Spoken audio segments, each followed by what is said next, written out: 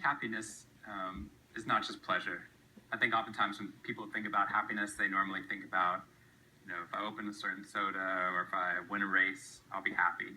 And I think if that's our definition of happiness, then it's very short-lived.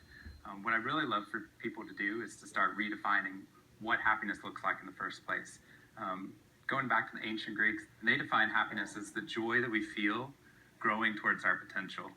And I love that definition because it's not about just momentary pleasure. It's about something you can feel even in the ups and downs. Joy is something you can experience even when you're going on tough runs, or even when you're practicing hard, even when you're injured, or even when you're in the midst of childbirth, right? You can have joy in the midst of pleasurable moments and unpleasurable moments. So happiness for me is something that's ongoing. So I feel like I'm working on happiness, but it's something that you move towards. Not. So it's like you're talking about the journey versus the destination, that we find happiness along the way rather than in any specific accomplishment or a moment. I think we have to, because as soon as we hit a success, our brain changes what success looks like almost immediately.